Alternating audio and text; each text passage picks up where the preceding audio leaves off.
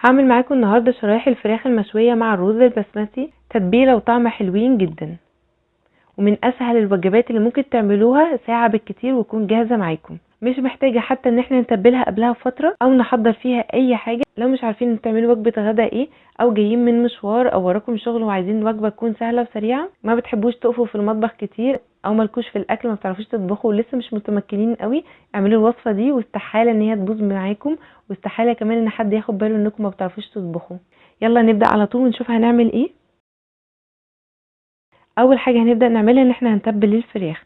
انا عندي هنا فراخ مقطعه شرايح رفيعه، محتاجين طماطميتين وسط، بصله متوسطه، عصير ليمونه، بقدونس وكزبره، فصين 3 من الثوم على حسب الرغبه بتاعتكم، زبادي، البهارات ملح فلفل كمون بابريكا، بهارات مشكله، قرفه، جنزبيل، زعتر، ورقتين لورا، صويا صوص، دبس رمان، مستردة، والفراخ طبعا بتاعتنا تقطعوها بالحجم اللي انتوا عايزينه وكمان بالسمك اللي انتوا عايزينه. ممكن نستخدم شرايح البانيه هتكون حلوه كمان، وممكن كمان نستخدم اوراق الفراخ المخليه. في الخلاط هنحط كل حاجه مع بعضها، الطماطم، البصل، المستردة، معلقه من صوص الورشستر، معلقه من دبس الرمان. هنظبط الملح بتاع التتبيله، اهم حاجه ان احنا ندوق التتبيله هنا كويس جدا عشان نقدر نظبط الملح بتاعنا. اول ما نضيف الفراخ طبعا مش هنقدر ان احنا ندوق اي حاجه، ففي المرحله دي اخر مرحله ان احنا نقدر نظبط الملح بتاعنا. لو حابين طعم الدبس الرمان يبان قوي معاكم ممكن نخليها معلقتين. في البهارات عصير الليمون، الخل، معلقتين كبار من الزبادي. هنضرب كل حاجه مع بعضها كويس جدا. في طبق هنحط التتبيله واحط عليها معلقتين كبار من الزيت، هقلبهم مع بعض كويس جدا، وزي ما اتفقنا هندوق التتبيله الاول، بعد كده هنضيف الفراخ ونقلبهم مع بعض، وممكن نسيبها في التلاجة 3-4 ساعات. اكيد كل ما نسيبها فترة طويلة كل ما يكون طعمها احلى، بس اكيد برضو ان احنا لو مستعجلين هنقدر نكمل الخطوات بسرعة وكمان طعمها هيكون حلو. في طاسة على النار بتكون سخنة جدا هنعمل الوجبة بتاعتنا في صينية واحدة بدون مجهود، هنطلع احلى وجبة. هضيف معلقتين كبار من الزيت، هضيف شرايح الفراخ مش كلها مرة واحدة، هسيبها لحد ما الاقيها بتطلع معايا بسهولة والاقيها كمان ان هي خدت لون حلو من تحت.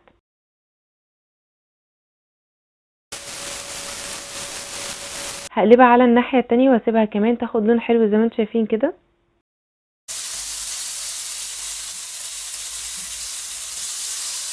هشيلهم من الصينية.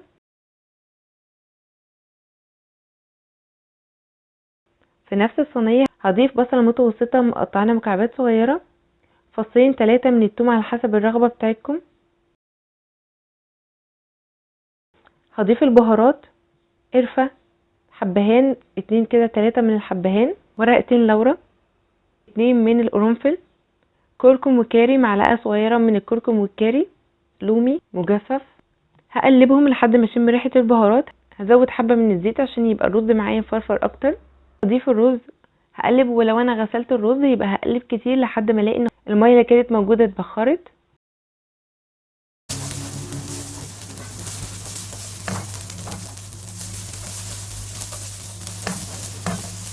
هضيف الميه اللي تكون مغليه، هقول لكم كميه الميه لكميه الرز في صندوق الوصف. هظبط الملح بتاعي، اغطيه واسيبه يغلي. بعد ما غلي بالشكل ده هرجع تاني شرايح الفراخ واغطيه واسيبه لحد ما يكون استوى. ممكن اخليه يستوي على النار من فوق، وممكن ادخله في الفرن زي ما انتم حابين، بس لو هدخله في الفرن يبقى اغطيه كويس جدا.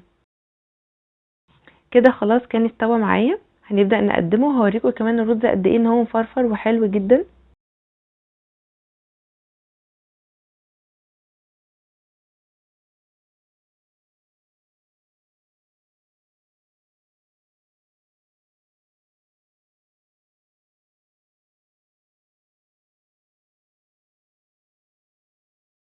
وده الشكل النهائي بتاعها. جربوها بجد هتعجبكم جدا جدا، وهتنجز معاكم في اي وقت انتوا مش فاضيين تعملوا فيه اي اكل. وبكده نكون وصلنا لنهاية فيديو وصفة النهاردة.